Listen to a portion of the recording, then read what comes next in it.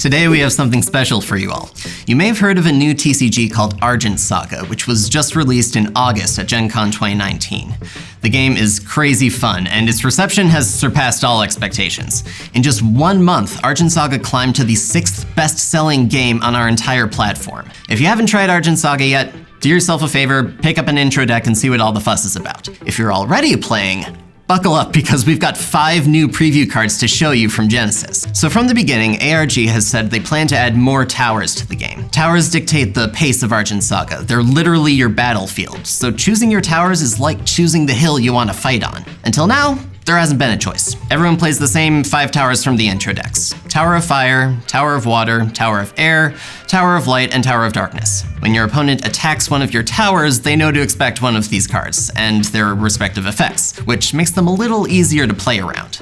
That's all going to change with the Genesis expansion pack, which has 5 new towers, 1 for each element. Whether or not you play these towers, the fact that they exist in the card pool is going to change when and how players decide to attack. You probably will want to play them though, because they have some bonkers effects when they get destroyed, especially if you're playing a more controlling deck that wants the game to go longer. But I'm getting ahead of myself. Let's look at the cards. First up, we have Tower of Surging Flames. 1,500 defense, use only if your spirit or champion is fire. When this card is destroyed, you may deal 1,500 to all units your opponent controls. Use this effect only if you have more destroyed towers than your opponent. So this tower has 2 restrictions on it, and we're going to start with those because they show up on all 5 of the cards we're previewing today. So first, you can only use this tower if your spirit or champion has the same element. Second, the tower's effect only happens if you have more destroyed towers than your opponent. If you're ahead on the race for towers, these towers won't do anything for you when they get destroyed. But if you're playing a slower deck than your opponent, they'll help you catch up immensely. Tower of Surging Flames does that by clearing the board of your opponent's small units. If you keep losing to swarm decks, this is a clear upgrade to Tower of Fire, which is great against one threat, not so much against lots of smaller ones. Next, we've got Tower of Surging Torrents. 1,500 defense, use only if your spirit or champion is water. When this card is destroyed, you may search your deck for a spell and add it to your hand.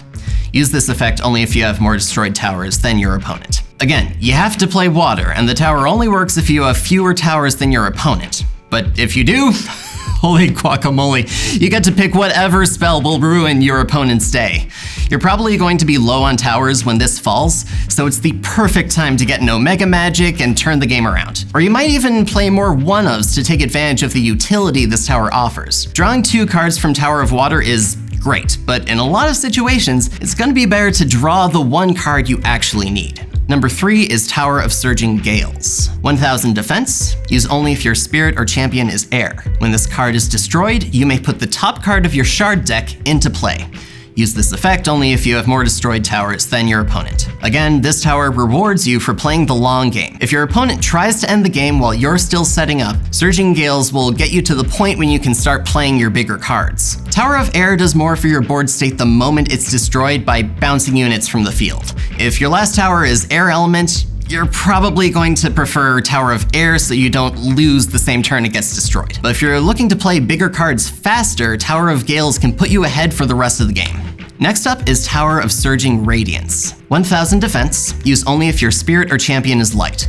When this card is destroyed, you may put a unit with cost 3 or less from your hand into play. Use this effect only if you have more destroyed towers than your opponent. This tower turns any small unit in your hand into Yuki the Lightning Flash. Whether that unit is better than a 2,000 power Knight token with Guardian from Tower of Light will depend on your deck. If you're playing Control, Tower of Light might be better in some situations, just because it's more reliable. I'm gonna go out on a limb and say this might be the Surging Tower that finds its way into aggro strategies. If you blow it up early with GZ the Explosion Master, you can use its ability to put a big 3-cost unit onto the field, even with Raging Shard Beast in play. Finally, we've got Tower of Surging Shadows. 2,000 defense. Use only if your spirit or champion is dark. When this tower is destroyed, you may return a unit with cost 3 or less from your discard zone to the field.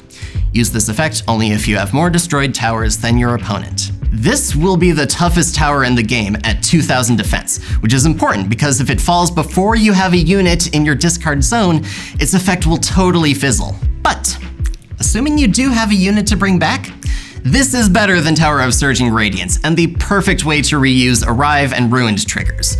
Golem of Avarice, Hellish Guardhound, Golem of Allurement, and Great Stormfish all love this tower. That's all 5 new towers. Thanks to Alter Reality Games for letting us share these cards with you all. Let us know in the comments which Surging towers you're most excited to play with, and look out for Expansion Pack 2 Genesis on October 11th.